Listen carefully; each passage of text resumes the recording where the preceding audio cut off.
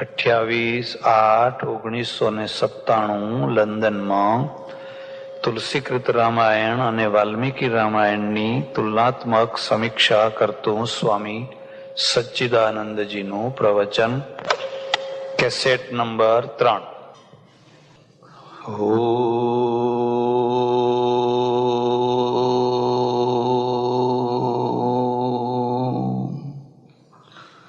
નમઃ શાંતાય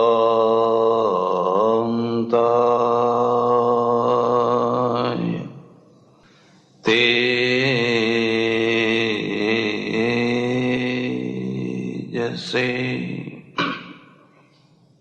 સજ્જનો અને બહેનો, મહર્ષિ વાલ્મીકી વિરચિત રામાયણ અને સંત શિરોમણી તુલસીદાસજી મહારાજ વિરચિત રામચરિત માનસ, આ બંને મહાન ગ્રંથોમાં શું શું વિશેષતા છે, શું શું ફરક છે અને એની સમાજ ઉપર, ધર્મ ઉપર શી અસર છે, એ બાબતની થોડી ચિંતના ચાલી રહી છે.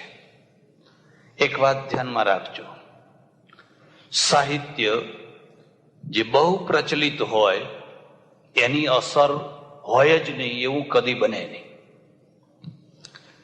જેમાં બહુ પ્રચલન ક્ષમતા હોય એવા સાહિત્યની જનમાનસ ઉપર અસર થવાની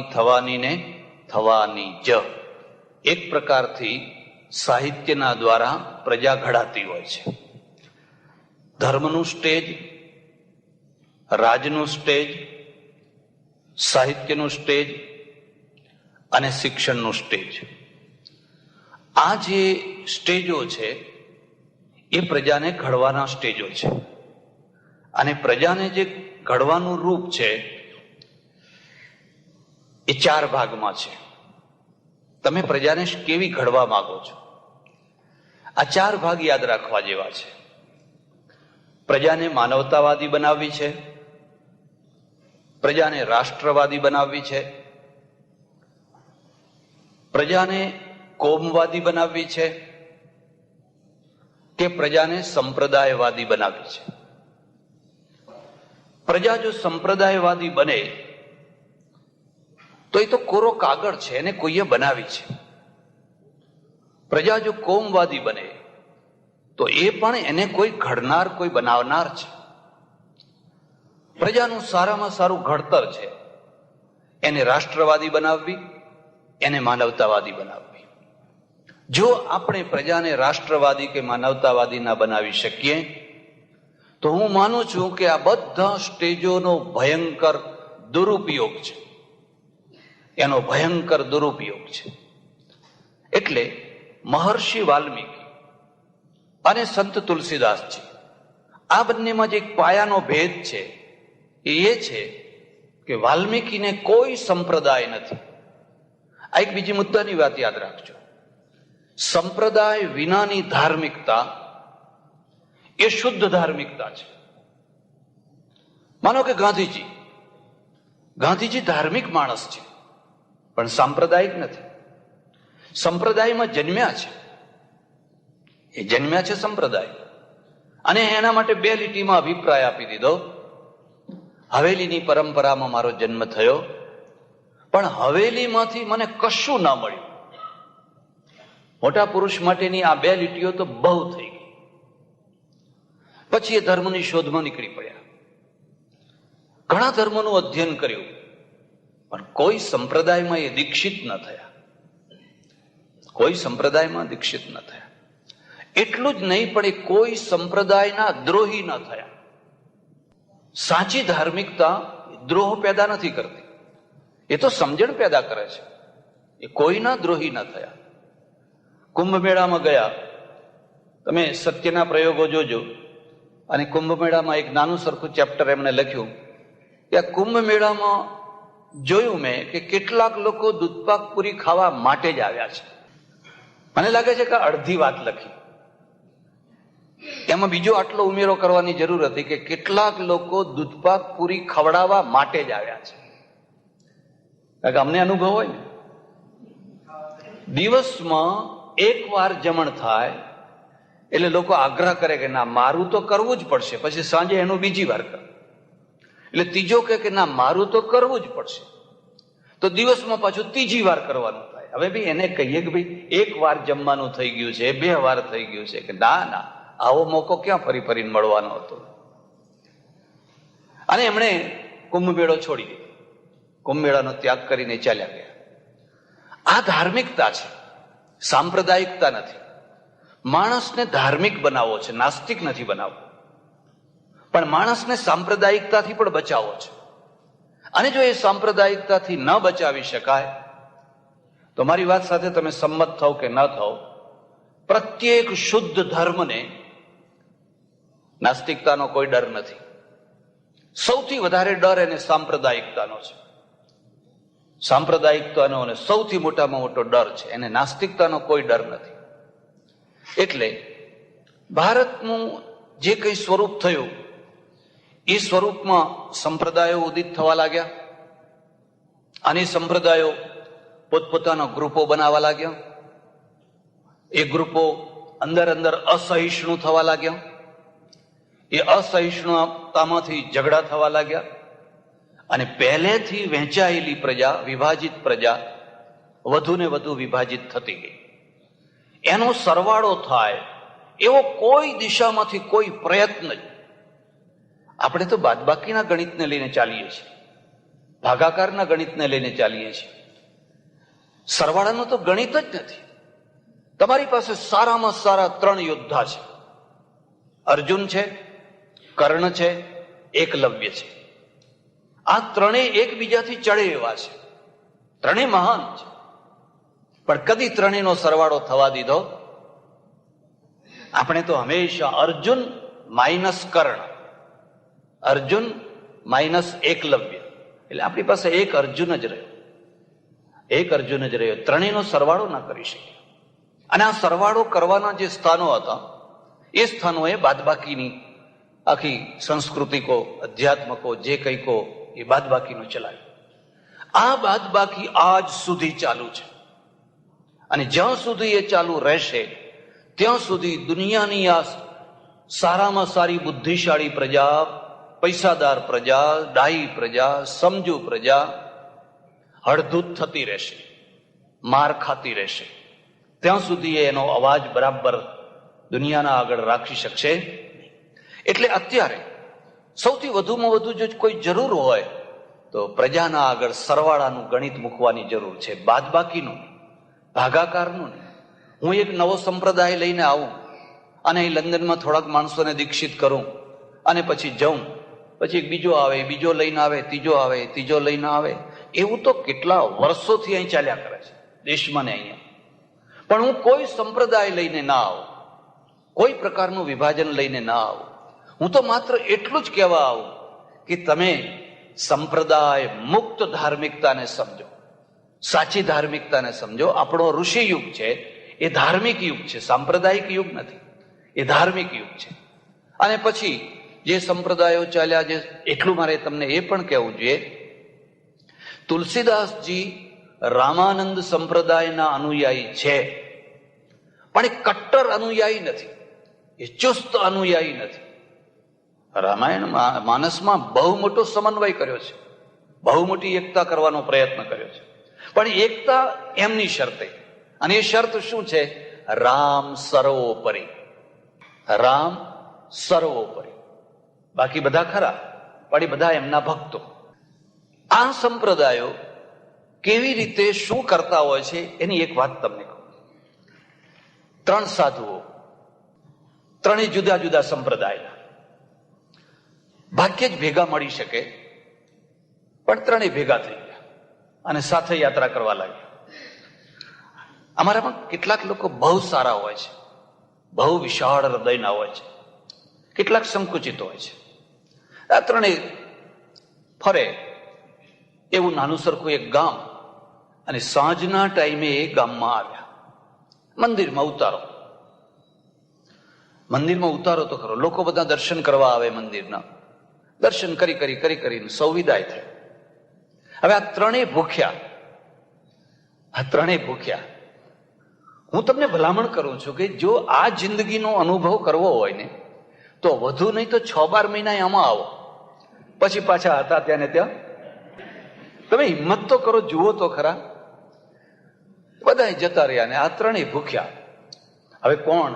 એક ડોશીમાં પાછળ રહી ગયા. એટલે એમણે પૂછ્યું કે મહારાજ જમ્યા છો? તો કે ના માં, ચિંતા ના કરો, હમણાં હું મારા ઘરમાં ભેંસ છે તો ભેંસનું દૂધ લાવું છું, તમે બધા પીજો. એક બીજી વાત પણ હું તમને કહું છું. આટલા વર્ષોના અનુભવ પછી હું તમને કહું છું કે મારા પ્રવચનોને વખાણ કરનારા, એનું પુસ્તકો વાંચનારા, ફલાણા વાંચનારા ઘણા લોકો હોય, પણ જમવાની ચિંતા કરનાર તો જેને કદી પુસ્તકે ના જોયું એવું કોઈ ડોશી જ હોય. એને પુસ્તકની કઈ ખબર ના હોય, એને એટલી જ ખબર હોય કે મહારાજ ભૂખ્યા છે. વિવેકાનંદે એક જગ્યાએ લખ્યું છે, એક મોટા શહેરમાં એમને પ્રવચન કરવા બોલાવ્યા અને આવા મોટા હોલમાં એમણે સરસ મજાનું પ્રવચન કર્યું. ડોક્ટરો, વકીલો, ફલાણા બધું એજ્યુકેટેડ વસ્તી આવેલી. અને કઈ ખુશ થયા, કઈ લોકો ખુશ થયા. બન્યું એવું કે સામે જ એક થાંભલાને અડીને એક ડોશી બેઠેલા અને આ પ્રવચન જેવું શરૂ કર્યું એવા જ એને ઊંઘવા માંડ્યું, ઝોકા ખાવા માંડ્યું. આ ઝોકા ખાનારા છે ને એ અમારા દુશ્મન. અમારા તો ઠીક જાણે, પણ ગઝલવાળાના તો મહા દુશ્મન. એટલે ગઝલવાળા કોઈ જેવા તેવાને સામે ના બેસવા દે. એમના જ વાહ ઉસ્તાદ એવું બોલનારા થોડાક બેસાડે. પેલો લડવૈયો છે ને એને જેમ પાનો ચડાવવો પડે એમ શ્રોતાઓ અમને પાનો ચડાવે ને તો જ આ કમળ ખીલે. અને જો 2-4 ને ઊંઘતા બેસાડી દીધા તો ખલાસ, આખો પ્રોગ્રામ બગડી ગયો સમજો. હવે આ ડોશી ઊંઘવા માંડ્યા અને થોડી વાર થાય ને નજર ત્યાં જાય અને ડોશી ઝોકા ખાતા હોય. એવો ક્રોધ આવે કે આ ડોશીને કોઈ અહીંથી ઉઠાડે તો સારું. હવે કરવું શું? કાર્યક્રમ પૂરો થયો. વખાણ કરતા બધા લોકો જતા રહ્યા. સૌના પાછળથી પેલા ડોશીમાં આવ્યા અને વિવેકાનંદ કહે છે કે મને એને જોઈને ગુસ્સો આવ્યો કે તું અહીં સામે કેમ બેઠી? ઊંઘવું જ બધી પાછળ ઘણી જગ્યા હતી. આ બીજી વાત પણ તમને કહું છું કે તન્મય થઈને નહીં સાંભળનારા અને ઝોકા ખાનારા હંમેશા આગળની સીટ પસંદ કરતા હોય છે.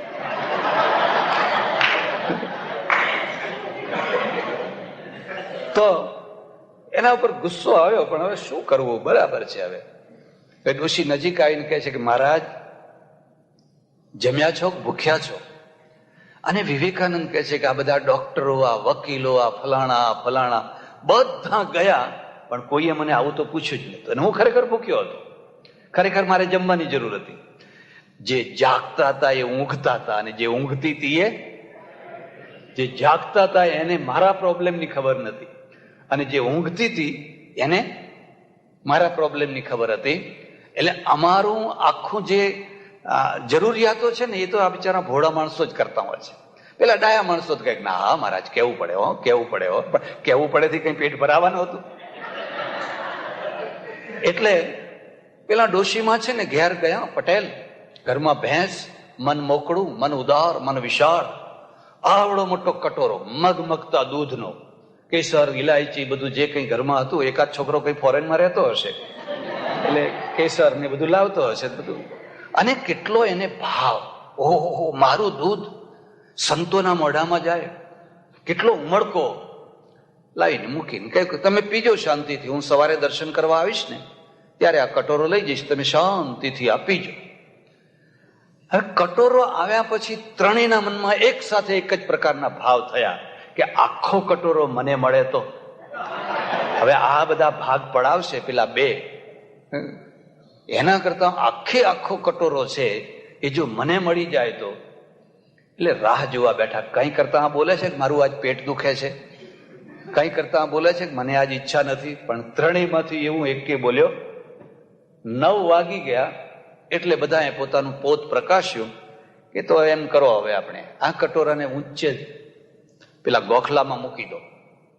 અને આપણે ત્રણેય સૂઈ જઈએ. પછી રાત્રે જેને સારામાં સારું સ્વપ્ન આવે એ આ કટોરો પી જાય. એગ્રી થયા, બરાબર, સૂઈ જાઓ. ને ત્રણેય સૂઈ ગયા.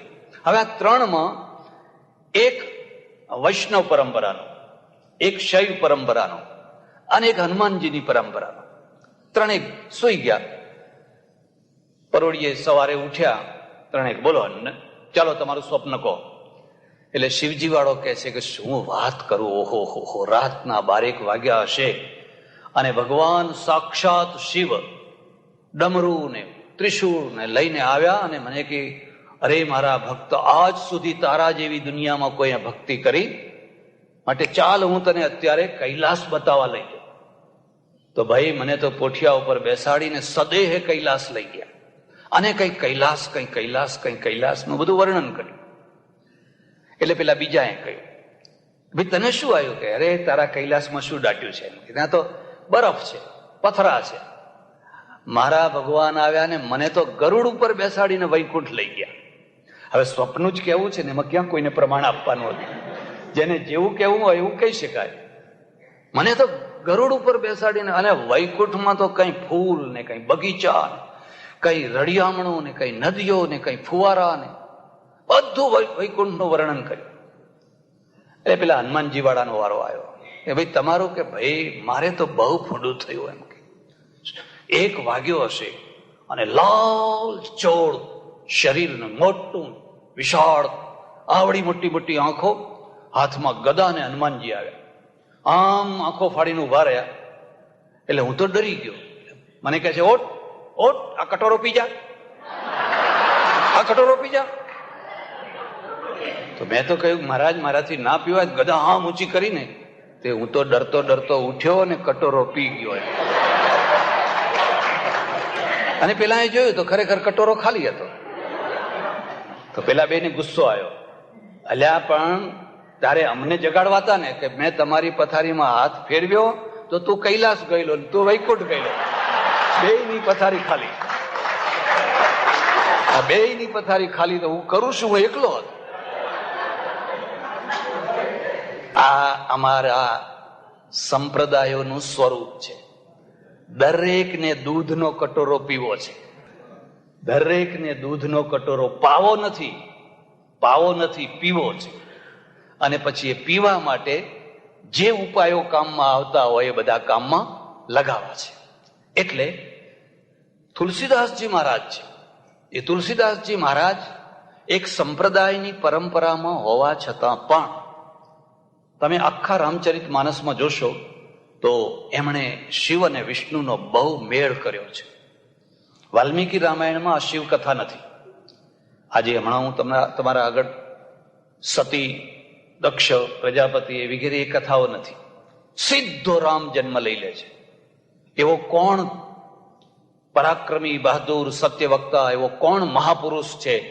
એવા પ્રશ્નના ઉત્તરમાં સીધા જ થોડા જન્મોની કથા કહી, વંશોની કથા કહીને સીધા જ રામના જન્મની વાત આવી જાય છે. પણ તુલસીદાસજી રામના જન્મ સુધી પહોંચતા પહેલા એક બહુ મોટું લાંબુ ચક્કર લગાવે છે. અને ચક્કર લગાવે છે શિવજીના માધ્યમથી. અને એના પાછળનો એક ખાસ હેતુ છે. હેતુ એ છે કે એક માણસ જન્મે એ તો સામાન્ય વાત છે, જન્મે. પણ પેલો વિષ્ણુ જન્મે તો શા માટે જન્મે? પરાત્પર પરબ્રહ્મ પરમાત્મા જન્મે તો શા માટે જન્મે? અને આપણા ત્યાં પરાત્પર પરમાત્મા વિષ્ણુના જન્મ માટેનો હેતુઓ આમાં બતાવેલા છે. શ્રાપ આપ્યો.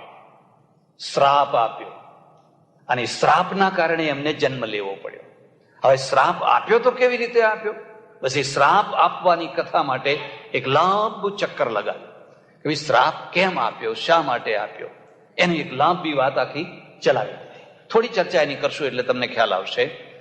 પેલા જે સતી હતા ને, એ સતીનું મળદું ખભા ઉપર મૂકીને મહાદેવ ગાંડાની માફક ઘૂમતા રહ્યા.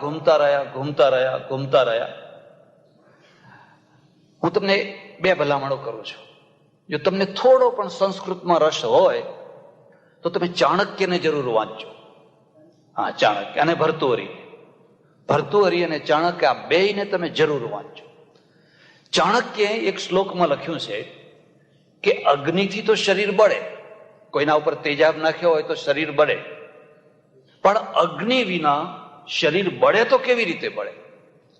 તો એને પહેલો શબ્દ લખ્યો, કાંતા વિયોગ સ્વજનાપમાન ઋણશ્ચ શેષ કૃપણશ્ચ વૃત્તિ વિધવા ચ કન્યા મૂર્ખશ્ચ પુત્ર વિનાગ્નિના ષટ પ્રદહંતિ કાયમ. આ 6 ચીજો વગર અગ્નિએ તમારા શરીરને બાળ બાળ બાળ બાળ બાળ. પેલી અગ્નિ તો 5-10 મિનિટમાં બાળી, પણ આ તો તમને જિંદગી ભર બાળ્યા. હવે 6 ચીજો મૂકી, એમાં સૌથી પહેલી ચીજ કઈ મૂકવી? એટલે સૌથી પહેલો શબ્દ લખી દીધો, કાંતા વિયોગ. પત્ની વિયોગ નથી લખ્યો, પત્ની વિયોગ નથી લખ્યો. ઘણી પત્નીઓ તો મરે ને તો પેલાને શાંતિ થાય, હાશ ભગવાન હવે છૂટ્યા, હાશ.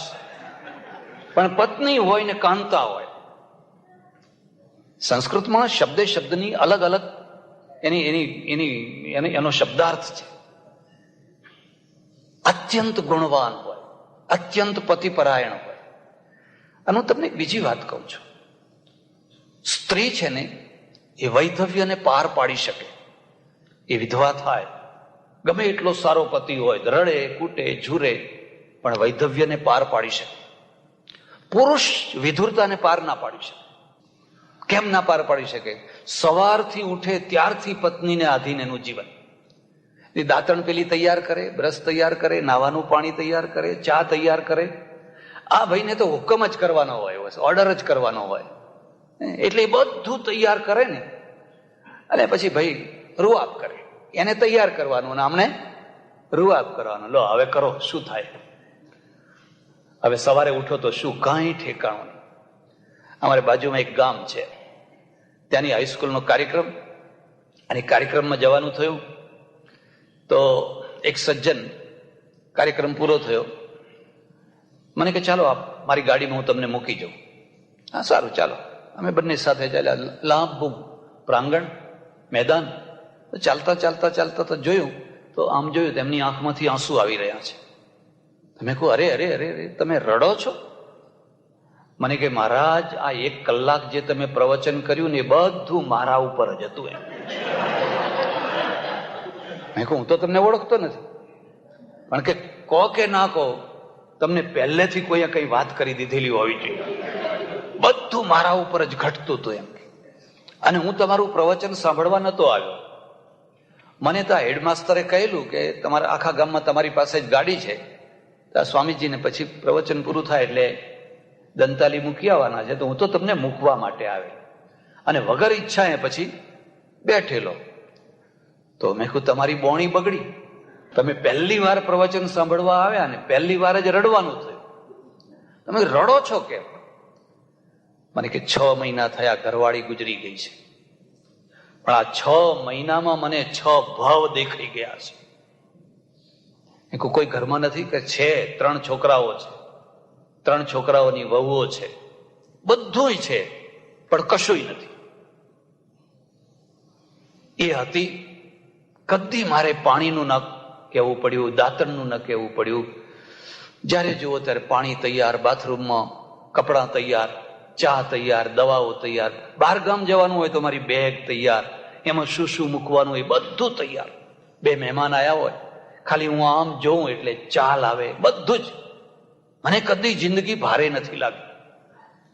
અને હવે કે હું ઉઠું ત્યારે બધા ઊંઘતા હોય છે, પછી હું આમ બેસી રહું. દાંત પડી ગયા. 63 વર્ષ થયા મને. કે પથરો લઈને પેલા દાંતણને ટીપું, એટલે પેલી વહુ છોકરા કે તમે તો કાન ફોડી ખાવ છો.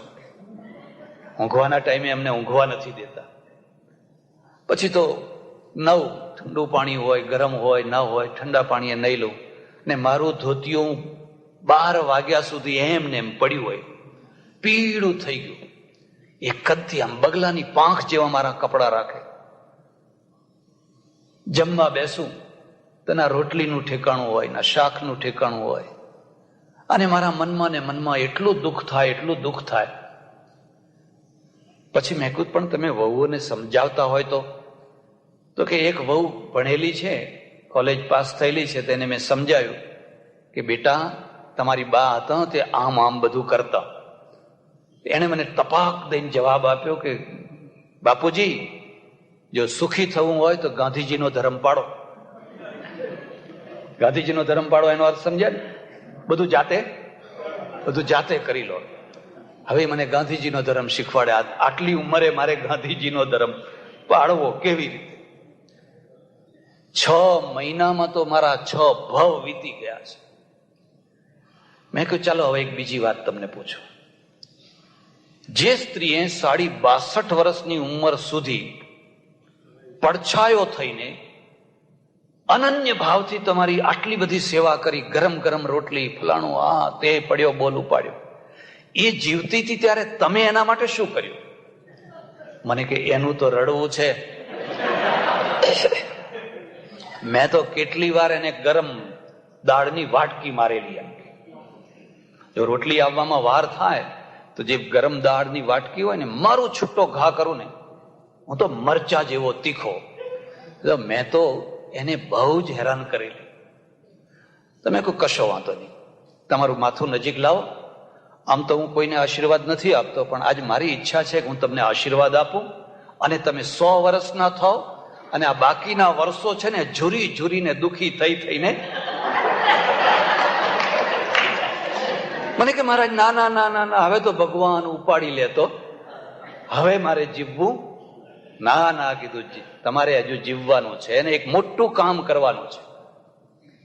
જે સ્ત્રીની જીવતા જીવતા તમે કદર ન કરી શક્યા, હવે મર્યા પછી તમે એની કદર કરો છો, એ સ્ત્રીને હવે એનો બદલો આપો. કે એ શું? મેં કહ્યું બોલો, હવે આ જે ગાંધીજીનો ધર્મ શીખવાડનારી વહુઓ છે એને તમારી મિલકત આપવી છે? તો કે કોને આપું? ત્યારે મિલકત તો એમને જ આપવાની. મેં કહ્યું ના, તમે વિલ કરો, તમે ટ્રસ્ટ કરો અને મરનારી જે સ્ત્રી છે એનું 6 ફૂટનું મોટું ચિત્ર મૂકો, રોજ અગરબત્તી કરો અને ત્યક્તાઓ, વિધવાઓ, અનાથો એ બધાને જગ્યા મળે, રોજી મળે એવી એક સંસ્થા ઊભી કરો. તમારા પૈસાનો ઉપયોગ કરો.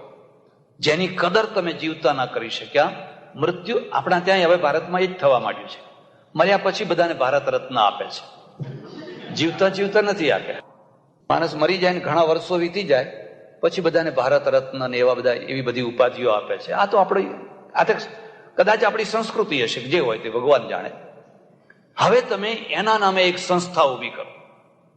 મને આ તો બહુ સુંદર આઈડિયા તમે આપ્યો, મને બહુ સરસ. અરે એટલા માટે તમે કીધું આવ્યા હતા. અને હવે તમે તમારી મિલકતનો અમુક હિસ્સો વ્યાપાર ધંધા માટે આપો ને બાકીનો હિસ્સો આ સ્ત્રીના ચરણોમાં મૂકો. એટલે પેલા ચાણક્યને લખવું પડ્યું, કાંતા વિયોગ. અત્યંત સેવાભાવી, વફાદાર, સમર્પિત એવી પત્નીને કાંતા કહેવામાં આવે છે. પછી એ કેટલી રૂપાળી છે, કેટલી રૂપાળી નથી એનું કોઈ મહત્વ નથી.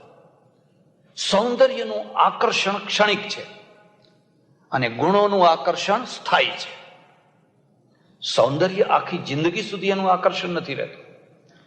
સૌંદર્યના અંદર જો દુર્ગુણો ભર્યા હોય તો શૂર્પણખામાં અને સીતામાં શું ફરક છે?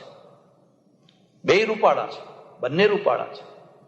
સૌંદર્યના જોરે જીવન જીવી શકાતું નથી. જીવન તો ગુણોના જોરે જીવી શકાય છે. ગુણોનો સ્થાયી ભાવ છે, પેલું તો ક્ષણિક છે, ક્ષણ માત્રનું છે. આગળ બીજા 5 છે, એના ખાલી નામ જ કહી દઈશ, વ્યાખ્યા નહીં કરું. કાંતા વિયોગ સ્વજનાપમાન. તમારા સ્વજનોએ જ તમારું અપમાન કર્યું. ચાલતો માણસ અપમાન કરે તો કઈ દુઃખ ના લાગે, પણ સગાવાલા હોય, વેવૈયો હોય, ભાઈઓ હોય, ભત્રીજાઓ હોય, એ સભા વચ્ચે તમારું અપમાન કરે. ઋણસ્ય શેષ. માથે દેવું ભડકી રહ્યું છે, દેવું ભરાતું નથી. કૃપણસ્ય સેવા. અત્યંત કૃપણ માણસના ત્યાં નોકરી કરો છો, એ મક્ખી ચૂસ માણસ છે. વિધવા ચ કન્યા વિધવા થયેલી છે. અને મૂર્ખશ્ચ પુત્ર. જ્ઞાની પરંપરામાં, વિદ્વાનોની પરંપરામાં એક મૂર્ખ છોકરો પેદા થયો છે. એને જોઈને વિના અગ્નિના ષટ પ્રદહંતિકાય. પેલો ચાણક્ય કહે છે, હવે તમારા શરીરને બાળવા માટે કોઈ અગ્નિની, કોઈ તેજાબની જરૂર. આ 6 માંથી એક ચીજ હશે તો પણ તમે બળતા બળતા બળતા બળતા જ હશો. શિવ જેવા શિવ સમર્થ, અને સમર્થને પણ વિયોગની અસર થઈ. કેટલીક ગેરસમજો છે, અને ગેરસમજો એવી છે કે જે બહુ ઊંચી ભૂમિકાએ પહોંચે એને હર્ષ ના હોય, એને શોક ના હોય, એને કશું જ ના હોય. આ ગેરસમજ છે. હર્ષ અને શોક થોડા ઘણા પ્રમાણમાં સૌને રહેવાનો ને રહેવાનો જ. એક ધરાતલ ઉપરનું ચિંતન છે અને એક આકાશનું ચિંતન છે. ધરાતલ ઉપરનું ચિંતન એ વાસ્તવિક ચિંતન છે. અમારા ઉપનિષદમાં લખ્યું છે, ન વા સશરીરસ્ય પ્રિયા પ્રિયયો રપહતિ રસ્તી.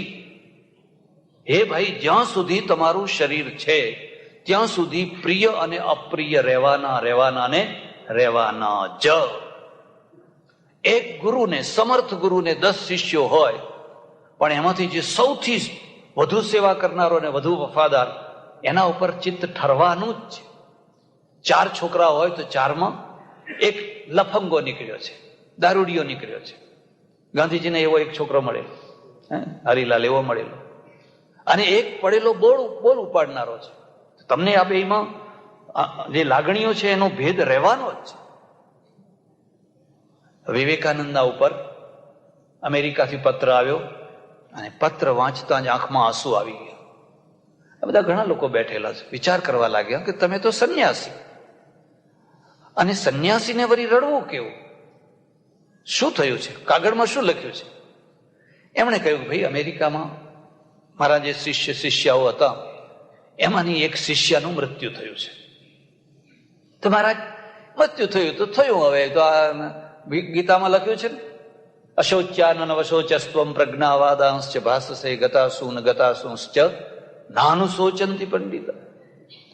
વિવેકાનંદે જવાબ આપ્યો છે, સંન્યાસીનો અર્થ કઈ હૃદયહીન થવું એવો નથી. સંન્યાસી નહીં, હૃદય હોય, કઈ હૃદય વિનાનો ના હોય, એને પણ હૃદય હોય. એટલે સમર્થમાં સમર્થને પણ. એક બીજી વાત, અમે બધા તમને એમ કહીએ કે જો કોઈનો શોક ન કરશો, છોકરો મરી ગયો તો મરી ગયો, એમાં શોક શું કરો છો? પત્ની મરી ગઈ તો મરી ગઈ, પતિ મરી ગયો તો મરી ગયો, એમાં શોક શું કરો છો? પણ અમે કદી એવું ના કહીએ કે અમે મરી જઈએ તો શોક ના કરશો, એવું ના કહીએ પાછળ. અને માનો કે ગાંધીજી દેવ થઈ જાય અને આખા દેશમાં કોઈને શોક જ ના થાય તો કેવું લાગે? હે? અને આખો દેશ જો શોક કરે તો બધા અજ્ઞાની છે. રામ વનમાં જાય અને લોકો શોક કરે તો એ બધા મૂર્ખા છે. દશરથ મરી જાય ને શોક કરે, રામને શોક થાય, ભરતને શોક થાય. શોક પણ સમય ઉપર જરૂરી છે, માત્રાપૂર્વકનો જરૂરી છે.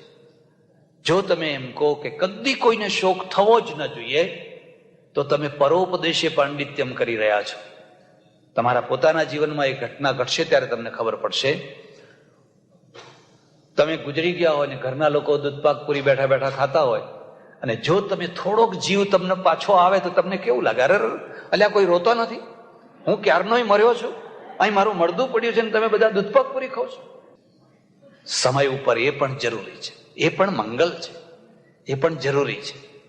પણ સમય વીતી ગયો, સમય પાર થઈ ગયો, હજુ પણ મળદું છોડતા નથી. હવે કરવું શું? પછી એના ટુકડા કર્યા. ટુકડા કરી એના 51 ટુકડાઓ 51 જગ્યાએ પડ્યા. એની શક્તિપીઠો થઈ. હવે મૂળ વાત ઉપર આવો. આ જે શિવ છે, આ જે સતી છે, એ કોઈ ઐતિહાસિક સ્ત્રી પુરુષો નથી. અને જો તમે એને ઐતિહાસિક કોઈ સ્ત્રી પુરુષ માનો, બહુ મોટી ભૂલ થઈ જશે. આ છે શું? સંસારના, દુનિયાના 2 મૂળ તત્વો છે. 2 મૂળ તત્વો. સાંખ્યવાળા એને પ્રકૃતિ અને પુરુષ કહે છે. પ્રકૃતિ અને પુરુષ કહે છે. પુરાણમાં પછી એ પુરુષને શિવ બનાવી દીધો અને પ્રકૃતિને સતી પાર્વતી બનાવી દીધી. પુરાણનું કામ છે નિરાકાર વસ્તુને આકાર આપવો. લક્ષ્મી કે નારાયણ કોઈ ઐતિહાસિક પુરુષ નથી. પછી પુરાણકાર એને આકાર આપી દે છે. પણ જે આકાર છે એ કલા છે, એ વાસ્તવિકતા નથી. એટલે બીજી વાત પણ તમે ધ્યાનથી સાંભળજો. આપણા ત્યાં એટલે ખાસ કરીને હિન્દુઇઝમમાં જે ઈશ્વર છે એ ઈશ્વરનો સ્ટેપ છે. એક મૂળ જે પરમેશ્વર છે એ તો નિરાકાર બ્રહ્મ, ઉપનિષદનું એકમેવા દ્વિતીયમ. એને હાથ પગ કશું જ નહીં, સર્વત્ર પરિપૂર્ણ અખંડ સચ્ચિદાનંદ ઘન બ્રહ્મ, એક બ્રહ્મ, એક બ્રહ્મ. એ બ્રહ્મથી જરા નીચે ઉતરો એટલે પછી આકાર આવી જાય, અને આકાર આવે એટલે બ્રહ્મા, વિષ્ણુ, મહેશ. આ ત્રણેયમાંથી એકેનો જન્મ નથી થયો, એકેનું મૃત્યુ નથી થયું. એટલે તમે કદી પણ લક્ષ્મીનારાયણની જયંતિ ઉજવો છો કે નિર્વાણ તિથિ ઉજવો છો કે આ દિવસે નારાયણ ભગવાન દેવ થઈ ગયા? તો કદી શિવજીની જયંતિ ઉજવો છો કે આ શિવજીને પારણામાં નાખી નીચકા નાખો એમ? એ તો અજન્મા છે અને અમર છે, અનંત છે. તમે આપણી થિયરીને સમજો. આ શિવ પાર્વતી, લક્ષ્મીનારાયણ, બ્રહ્મા, આ આપણા મૂળ તત્વ નથી. મૂળ તત્વ પેલું પરબ્રહ્મ પરમાત્મા છે. એ પરમાત્માનું પુરાણ કાળોએ સાકાર રૂપ બનાવેલા સાકાર તત્વો છે. પછી એનું ત્રીજું સ્ટેપ શરૂ થયું. અને ત્રીજું સ્ટેપ શું શરૂ થયું? વિષ્ણુના અવતાર.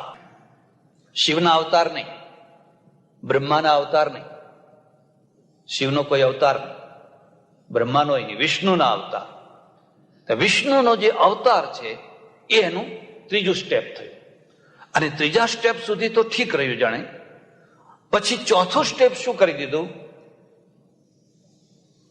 કે આ જે અવતારો છે એ અવતારોના પછી પણ વ્યક્તિ વિશેષ ને આપણે પરમાત્મા માની લીધા.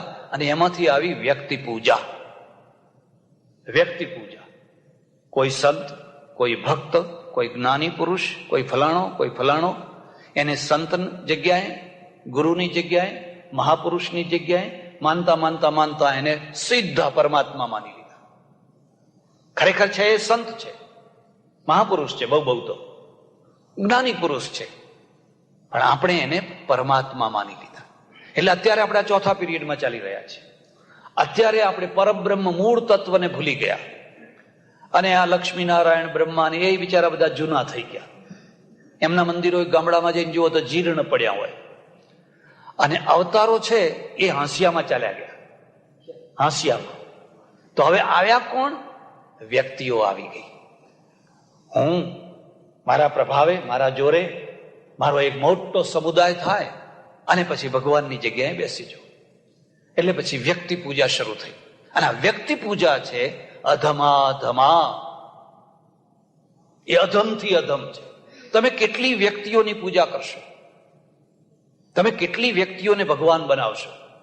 અને જિલ્લે તાલુકે, ગામડે અત્યારે ભારતમાં જીવતા 950 ભગવાનો છે. જીવતા, દેવ થઈ ગયેલા નહીં, જીવતા 950 ભગવાનો છે. 950 ભગવાનો જીવતા છે.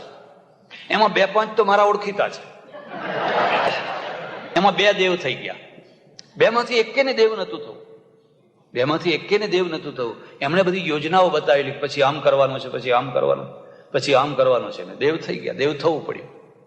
એમાં એક ભગવાન તો એવા કે દર વર્ષે અમે 1 દિવસ 2 દિવસ મળતા, કોઈ આવા ફંક્શનમાં મળતા. એટલે હું આમ બેઠો હોઉં, મારી બાજુ મેં બેઠા હોય, બીજા 2-4 જણા બેઠા હોય. હવે એમને હોકલી પીવાની ટેવ, પેલી વાંકી હોકલી આવે ને, એટલે એમના બધા ભક્તો હોય ને ભરી આપે. મને ધુમાડો ગમે નહીં. એટલે મેં કહ્યું, ભગવાન, આ તમારો ધુમાડો છે ને એ મને ગમતો નથી ને, તમે પેલી તરફ ધુમાડો કાઢો, કાં તો પણ જઈને, આ તો નોન સ્મોકિંગ ઝોન છે, પેલા સ્મોકિંગ ઝોનમાં જાઓ. આવડા ડોળા કાઢ્યા. મને કે કેવા અજ્ઞાની છો, હું હોકલી પીતો જ નથી. તો આ હોકલી પીવે છે? અરે આ શરીરના ધર્મો છે. આત્મા કદી હોકલી પીતો? તમે આત્માના સામે જુઓ, આ શરીરને ક્યાં સુધી જો કરશો. હવે શું કરવું? આત્મા હોકલી પીતો નથી, ના શરીર તો શરીરના ધર્મો છે. પણ મને ગુરુ મળેલા, પાછા હું એમ કઈ હાવ કાચા ગુરુનો ચેલો નથી. કઈ 5-10-15 મિનિટ ગઈ હશે અને એમણે ઝીણું ધોતિયું પહેરેલું મલમલનું. મેં એમની જાંઘ ઉપર એટલી ઝીણી ચૂંટી ખરી ને, એક વેંત કૂદ્યા. મને કે આ શું કરો છો? મેં કહું આત્માને ચૂંટી હોતી જ નથી, આ તો બધા શરીરના ધર્મો છે, આ તો બધા શરીરના ધર્મો છે. તમને નવાઈ લાગશે, આ માણસનું આજે 10 કરોડ રૂપિયાનું મંદિર થાય છે, 10 કરોડ રૂપિયાનું આરસપાણનું મંદિર થાય છે, એની આરતી ઉતરશે, એના ચમત્કારોની કથાઓ ઘડાશે, એની કેટલી બધી અદ્ભુત કથાઓ ઘડાશે. ગાંધીજીની કોઈ આરતી નહીં ઉતારે, કારણ કે એમણે ચમત્કાર જ ના કર્યો, એમણે કઈ કંકુ ના કાઢ્યું, કોઈ પ્રસાદ ના કાઢ્યો, કશું કર્યું નહીં. બહુ તો હવે આઝાદી અપાવી, હવે આઝાદી અપાવી હોત તો શું, આપણે તો અંગ્રેજ રહ્યા હોત તો વાહવા. ને આ તો પ્રજાનું લેવલ કેવું છે, કેવી ઘડાઈ છે. તમે જે અપૂજ્ય છે એની પૂજા થાય છે, અને ખરેખર જેની પૂજા થવી જોઈએ એનો તિરસ્કાર થાય છે. નીતિકાર મનુને લખવું પડ્યું, અપૂજ્યા યત્ર પૂજ્યંતે પૂજ્યાનામ ચ વ્યતિક્રમઃ ત્રીણી તત્ર ભવિષ્યંતિ દુર્ભિક્ષમ મરણમ ભયમ. જે પ્રજા અપૂજ્ય લોકોની પૂજા કરશે અને પૂજ્ય લોકોને ઠોકરો મારશે, ત્યાં 3 વસ્તુઓ થયા કરશે. દુર્ભિક્ષમ, વારંવાર દુકાળ પડશે, ભયભીત થઈને પ્રજા જીવશે, અને વારંવાર મૃત્યુ થશે. આ 3 વસ્તુઓ ત્યાં થયા કરશે. એટલે તુલસીદાસજી છે એક સંપ્રદાયની પરંપરામાં તો છે, પણ હોવા છતાં પણ એમણે પ્રત્યેક કાંડની શરૂઆતમાં જેટલા મંગલાચરણ કર્યા છે એમાં દરેકમાં રામનું મંગલાચરણ અને શિવનું મંગલાચરણ. વંદે બોધમયમ નિત્યમ ગુરુમ શંકર રૂપિણમ, આ તુલસીદાસનું મંગલાચરણ છે. યમાશ્રિતો હિ વક્રોપી ચંદ્ર સર્વત્ર વંદ્યતે. પેલો વાંકો ચંદ્ર છે પણ શિવનો આશ્રય લીધો હોય તો વંદનીય થઈ ગયો. ભવાની શંકરૌ વંદે શ્રદ્ધા વિશ્વાસ રૂપિણૌ યમાશ્રિતો હિ ચંદ્રોપી સર્વત્ર વંદ્યતે. હું ભવાની અને શંકર આ બેયને વંદન કરું છું. આખા રામાયણમાં, તુલસીકૃત રામાયણમાં તમે જોશો. અને વિશેષતા એ છે કે એમને સ્પષ્ટ લખ્યું, શિવદ્રોહી મમ દાસ કહાવા સોનર સપને હું મોહિન ભાવા. કોઈ શિવનો દ્રોહ કરે અને જો એ મારો દાસ થવા માંગે તો મને સ્વપ્નમાં પણ એ સારો લાગે. તુલના કરો. એ શિવ દ્રોહ ઉભો નથી કરવા માંગતા. તો બીજા સંપ્રદાયો તો શિવનો દ્રોહ ઉભો કર્યો, એટલે હદે ઉભો કર્યો કે કપડું સીવી આપો એવું ના બોલાય, કપડું સાંધી આપો. સાંધી આપવાનો અર્થ થાય ફાટ્યું હોય એને સાંધી આપવાનું હોય, પણ આ તો દરજીની પાસે કપડું સીવડાવવું છે ને એમાં શિવ આવે છે, એ શિવ પણ બોલાય. આ બેયનો ફરક તમે જુઓ. તુલસીદાસ છે એ શિવ દ્રોહ નથી ઉભો કરવા માંગતા. એટલું જ નહીં, આ પેરેલલ બંને પાત્રો ચાલે છે. અને રામ જયારે કોઈને ઉપદેશ આપે છે, બીજા કોઈના દ્વારા ઉપદેશ અપાવે છે, જપહુ જાય શંકર સતનામા હૃદય હો હિ તુરત વિશ્રામા. તું જા ભાઈ અને ઓમ નમઃ શિવાય, ઓમ નમઃ શિવાય, ઓમ નમઃ શિવાય, ઓમ નમઃ શિવાય એવા જપ તું કર તો તને હૃદયમાં શાંતિ મળશે. આ એમનો સમન્વય છે. એક રીતે એમ જોઈએ તો તુલસીકૃત રામાયણ સાંપ્રદાયિક સમન્વયનો પણ ગ્રંથ છે. દ્વૈત અને અદ્વૈતનો, શિવ અને વિષ્ણુનો, બ્રાહ્મણ અને શૂદ્રનો. એ અર્થમાં છે. તુલસીદાસે લખી દીધું, હરકો ભજે સો હરકો હોય, જાત પાંત પૂછે નહીં કોઈ. હરકો ભજે સો હરકો હોય. એટલે તુલસીદાસ છે એ સંપ્રદાય પરંપરાના સાધુ તો છે, પણ ચુસ્ત સાંપ્રદાયિક જેને કહેવાય એવા ચુસ્ત સાંપ્રદાયિક નથી. અને નથી એટલે એમનું રામાયણ વ્યાપક બન્યું. જો એ ચુસ્ત સાંપ્રદાયિક હોત તો એક નાના ઘરેડમાં, એક નાના વર્તુળમાં એ પુસ્તક બહુ તો જીવિત રહ્યું હોત, પણ આટલી વ્યાપકતા એને પ્રાપ્ત થયું હોત. એક બીજી વાત પણ તમને કહી દઉં, અને એ છે કવિ છે, સર્જક છે, સાહિત્યકાર છે, એની પાસે મસાલો, આ રામકથા એનો મસાલો છે. જેમ વાલ્મીકીએ રચી, તુલસીએ રચી, પણ એ મસાલો બહુ મહત્વનો નથી. રામની કથા બધા જાણે જ છે, એ બહુ મહત્વનો નથી. હું જે રામકથાનો આશ્રય લઈને પ્રવચન કરું છું કે બીજા કરે છે, ત્રીજા કરે છે, ચોથા કરે છે. તો તમે બધા રામાયણ તો બધા જાણો જ છો. આ કોઈ નવી વાત તો હું તમને કહેતો નથી. ત્યારે એમાં મહત્વનું શું હોય છે? કવિના સ્ટેટમેન્ટ. કવિ પોતે સમય સમય ઉપર જે સ્ટેટમેન્ટ કરે છે, એના અનુભવો, એનું ચિંતન, એનું મનન, એનું નિરીક્ષણ, એ બધાના દ્વારા જે સમય ઉપર એ જે સ્ટેટમેન્ટ આપે છે ને, બસ એ તમારા હૃદયને હચમચાવી નાખે છે. કોઈ પણ માધ્યમથી એ તમારા જીવનને સ્પર્શ કરી જાય છે, તમારા હૃદયને અડી જાય છે. અને એટલે તુલસીદાસની ચોપાઈઓ લોકોએ ઘર ઘરમાં યાદ કરી. ઉત્તર ભારતમાં જાઓ તો આ ઉત્તર ભારતનો તો વેદ છે આખો. બધા ભૈયા લોકો ચોપાઈઓ કેટલી એમને યાદ આવતી હોય અને એમના જીવનમાં સ્પર્શ કરતી હોય. આ ટાઈમે શું કરવું એટલે તરત જ ચોપાઈ આવી જાય કે તુલસીદાસ મહારાજ આવું કહે છે. એટલે હવે મૂળ વાત ઉપર આવીએ તો પેલા જે શિવ અને સતી છે એ પ્રકૃતિ અને પુરુષ છે. સાંખ્યના પ્રકૃતિ અને પુરુષ છે. આ જે પ્રકૃતિ છે એના બે રૂપ છે. જરા કઠિન વાત છે પણ થોડી ધ્યાનથી સાંભળજો. એક સતી અવસ્થા અને એક પાર્વતી અવસ્થા. સતી અવસ્થા એટલે પ્રલયકાળની સામ્ય અવસ્થા, ત્રણેય ગુણોની સામ્ય અવસ્થા. સતીને કોઈ સંતાન નહીં. સતીને શિવ બંને પતિ પત્ની તરીકે રહ્યા, પણ સતીને કોઈ સંતાન નહીં. કારણ કે સામ્યાવસ્થા છે, પ્રલયકાળ છે, અને પ્રલયકાળમાં કોઈ ઉત્પત્તિ નહીં.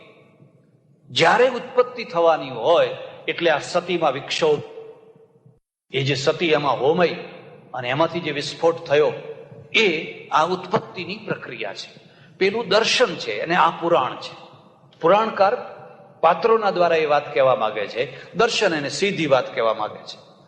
પછી આ 51 શક્તિપીઠો થઈ. આ 51 જગ્યાએ એ શક્તિના જુદા જુદા અંગ પડ્યા. આપણે એમ માનીએ છીએ કે જે એનર્જી છે એ એનર્જીના મૂળ સ્ત્રોતો 51 છે. તમે 51 જગ્યાએથી એનર્જી પ્રાપ્ત કરી શકો. એનો ચર્ચા નહીં કરો. પછી શું થયું? પછી નિર્વેદ પામ્યા, શિવને નિર્વેદ થયો. બસ સંસારમાં કઈ સાર નથી, કશું નથી. કોના માટે, શા માટે? કઈ રસ નથી. તમે યોગ વાસિષ્ઠ વાંચજો, રામને સંસારમાંથી રસ ઉડી ગયો. બિલકુલ રસ. ના ખાય, ના પીવે, ના કોઈ વાત કરે, ના કોઈની સાથે હસીને બોલે. ઝાડ નીચે જઈને ગમે ત્યાં જઈને ગુમસુમ ચૂપચાપ બેસી રહે. ઘણાના જીવનમાં આવો નિર્વેદ ભાવ આવતો હોય છે. અને નિર્વેદ ભાવનું મૂળ ક્યાં છે? કે વ્યક્તિ પોતાના કેન્દ્રમાં હોવાની જગ્યાએ બીજાના કેન્દ્રમાં હોય ત્યારે આવો નિર્વેદ ભાવ આવતો હોય. તમારું અસ્તિત્વ, તમારું વ્યક્તિત્વ તમારા પોતાના અંદર હોય તો આવો નિર્વેદ ભાવ નહીં આવે. પણ તમારું અસ્તિત્વ, તમારું વ્યક્તિત્વ, તમારું સર્વસ્વ બધું કોઈ બીજાના કેન્દ્રમાં છે. 5-7 વર્ષ થયા હશે અને રાત્રે ફોન આવ્યો સુરતથી, અમેરિકામાં રહેનાર એક શ્રુતિ પટેલ. અને શ્રુતિ પટેલે કહ્યું કે મારે તમને મળવું છે. મેં કહું આવતીકાલે તો હું બહાર જવાનો છું અને પછી 2-3 દિવસે પાછો આવીશ, મળી નહીં શકાય. પણ કે તમે કેટલા વાગે જશો? જમી કરીને 12 વાગે જવાનો છું. તો હું 9 વાગે આવી જાઉં, 10 વાગે આવી જાઉં, પણ મને 1 કલાકનો ટાઈમ આપો. આવ્યા, પતિ પત્ની બંને આવ્યા. પછી એને વાત કરી, સંસારમાં મને કોઈ રસ નથી, કશું ગમતું નથી. પૈસો છે, મોટેલ છે, પત્ની છે, બધું છે, પણ મારો રસ ઉડી ગયો છે. તો મેં કહું કેમ રસ ઉડી ગયો છે? એનું કારણ શું છે? તો મને કે મારે 5-6 વર્ષની બેબી હતી, એકની એક બેબી, અને મારું સર્વસ્વ હતી. એ બેબી ઉપર મને એટલો પ્રેમ, એટલો પ્રેમ, એટલો પ્રેમ.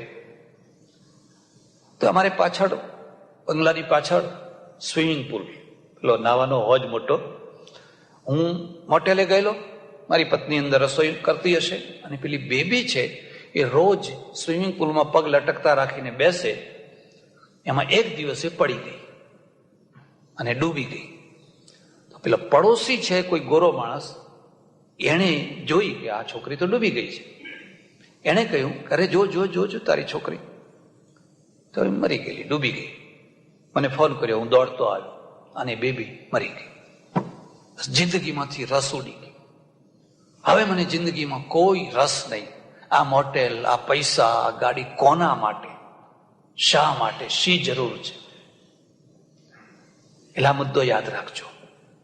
જિંદગી રસ છે, પરમેશ્વર રસ રૂપ છે. રસો વૈ સહ રસમ યેવાયમ લબ્ધ્વા આનંદી ભવતી. એ રસરૂપ છે, પરમેશ્વર રસરૂપ છે. અને એ રસરૂપ છે, એ રસની નિષ્પત્તિ જેમાંથી થાય, એ રસની ઉત્પત્તિ જેમાંથી થાય, એનું નામ રાસ કહેવાય. એટલે રાસ છે ને, તમે સ્થૂલ અર્થ ના કરતા કે ભાઈ આમ ભેગા થઈને બધા નાચે કૂદે એટલે એ રસની ઉત્પત્તિ થાય. રસની ઉત્પત્તિ એ થાય અને વિકૃતિ એ થાય. એનો અધ્યાત્મ ભાવ છે, જેમાંથી તમને રસ આવે. હાથમાં ખડતાલો લઈને નરસિંહ મહેતા ભજન ગાવા બેઠા હોય ને પરોળિયું થઈ જાય, પણ આંખમાં ઊંઘ ના આવે. કેમ? રસ આવે છે. નહીં તો અડધો કલાક તો જાગી જુઓ, અડધા કલાકમાં તો જોકા ખાવા લાગશો. એમાં એને રસ આવે છે. એટલે એક બીજી વાત પણ હું તમને કહું, કોઈનો રસભંગ ના કરશો, કોઈનો રસભંગ ના કરશો, અનાડી ના થશો. અમારે ત્યાં એક સુફીઇઝમ છે, હું તમને કોઈ વાર વાત કહું છું. આ રસ રહે છે ક્યાં? અહીં નથી રહેતો, મગજમાં નથી રહેતો, હૃદયમાં રહે છે. એ હૃદયમાં રહે છે. મગજમાં ગણિત રહે છે, મગજમાં તો ગણિત રહે છે. ને હવે અમે એ ગણિત ગણતા થઈ ગયા છીએ કે આ શેઠ કામના આવ્યા છે, એમને આગળ બેસાડવા જેવા છે. અરે આ તો ઠીક છે, જાઓ જાઓ જાઓ, ચપ. અમે બધા ગણિત ગણતા થઈ ગયા. એટલે પરમેશ્વર તો રસ રૂપ છે. અમારે ત્યાં સૂફી છે ને, એ સૂફીમાં એક બુલ્લે શાહ થયા. હું તમને ઘણી વાર બુલ્લે શાહની વાત કરું છું. અરે ગજબની કાફીઓ એને લખી છે. એને લખ્યું છે કે અગર તેરા જી ચાહે તો મંદિર તોડ દે, और जी चाहे तो मस्जिद तोड़ दे, लेकिन किसी के दिल को मत तोड़. તારે મંદિર તોડવું હોય તો તોડી નાખ, ને મસ્જિદ તોડવી હોય તો તોડી નાખ, કારણ કે એ તો ફરી નવી થઈ જશે. પણ કોઈનું હૃદય ના તોડ, કારણ કે હૃદય ખુદા કા મંદિર હૈ, દિલ હી ખુદા કા ઘર હૈ. આ જે હૃદય છે એ જ ભગવાનનું ઘર છે. જો એ તૂટ્યું તો એ નવું ફરી કોઈ એને બનાવનાર નથી, કોઈ ઈંટો નથી, કોઈ સિમેન્ટ નથી. એ સુફીઇઝમ જે ભાર મૂકે છે ને, એ હૃદય ઉપર ભાર મૂકે છે. એ હૃદય ઉપર ભાર મૂકે છે. હૃદયની શુદ્ધિ એ જ શુદ્ધિ, પાણીની શુદ્ધિ નહીં. સ્વચ્છતા, પાણીની સ્વચ્છતા. આપણે સ્વચ્છતા ઉપર ભાર ના દીધો, શુદ્ધિ ઉપર ભાર દીધો. ગંગાજળ ગમે એટલું મેલું હોય, આચમન કરવાના, પવિત્ર છે, પવિત્ર છે. પાણીની સ્વચ્છતા, જમીનની સ્વચ્છતા, કપડાની સ્વચ્છતા. ત્યારે શુદ્ધિ શાની, પવિત્રતા શાની? હૃદયની. બસ હૃદયની શુદ્ધિ છે, પવિત્ર છે. હું વર્ષો પહેલા ચાતુર્માસ કરતો ને, કોઈ જગ્યાએ 2-3 મહિના સુધી રહીએ, પ્રવચનો કરીએ, આખા ગામમાં થોડો પરિચય થઈ જાય, ઓળખાણ થઈ જાય, છોકરાઓ સાથે પ્રેમ. બપોરે કોઈના ત્યાં જમવા જવાનું હોય ને, જમવા જઈએ તો 5-10 છોકરાઓ બધા બેઠા હોય લાઈનસર, એકી બેકી. આપણે ત્યાં તો બધું રસ્તા ઉપર જ બેઠા હોય. અને મને જોઈને એટલો ખુશ થઈ જાય ને ત્યાં બેઠા બેઠા કે મહારાજ જય શ્રી કૃષ્ણ. એટલે પેલા જોડે હોય ને, 2-4 જણા સાથે હોય ને, ચૂપ ચૂપ ચૂપ, ના બોલાય ના બોલાય. મેં કહું કેમ? મને કે આ ઝાડે ફરવા બેઠા છે, આવા ટાઈમમાં બોલાતું હશે? મેં કહ્યું આવા ટાઈમમાં પણ એ જેટલા શુદ્ધ છે એના 1000મા ભાગની શુદ્ધિ તમે ગંગામાં ડૂબકી મારો ત્યારે નથી હોતી. આ તો આ ટાઈમે પણ ઠીક છે, તમે નાવ ધોવો, બરાબર છે, નાવું ધોવું જ જોઈએ. પણ તમે એમ માનતા હો કે અમુક જળમાં નાવાથી કે અમુક જળમાં પીવાથી કે અમુક આમ કરવાથી પવિત્ર થઈ ગયા, તો બિલકુલ ખોટી વાત છે. પવિત્રતા, શુદ્ધિ તો હૃદયમાંથી આવે છે. અને એ જ્યાં શુદ્ધ થયું નહીં કે ભગવાન આપોઆપ ત્યાં હીંચવા માંડ્યો, નહીં ઝૂલા ખાવા લાગ્યો. પેલા બાળક તો શુદ્ધ છે એટલે એને કહેવું પડ્યું.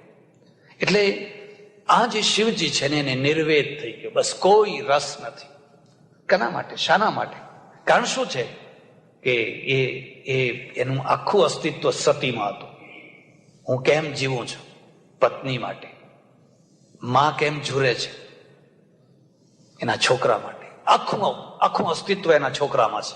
મારો લાલો, મારો લાલો, મારો લાલો, મારો લાલો. અને લાલો મરી જાય, માં ખલાસ, આખી જિંદગી માં જુરતી થઈ જશે. પછી એને ખાવું નહીં ગમે, પીવું નહીં ગમે, કશું જ નહીં ગમે, કારણ કે એનું અસ્તિત્વ પેલા લાલામાં હતું. એમ શિવ જેવા સમર્થ શિવ પણ સતીના વિયોગમાં નિર્વેદ ભાવને પામ્યા અને પછી સમાધિમાં જઈને, કૈલાસમાં જઈને ચૂપચાપ બેસી ગયા. બસ કશું કરવું નથી. શા માટે, કોના માટે કરવું છે? ટુકડો ખાઈ લઈશું ગમે ત્યાં, જે ટુકડો મળ્યો એ બહુ થઈ ગયો. આ વર્ષો વીતી ગયા આમાં. હવે પેલી સતીએ જે મરતા મરતા પ્રતિજ્ઞા કરેલી કે ફરીથી મારો જન્મ થાય અને ફરીથી હું આ શિવજીને જ પરણું, મારે બીજા કોઈને પરણવા. અરે વફાદારીની પણ એક પરંપરા હોય છે.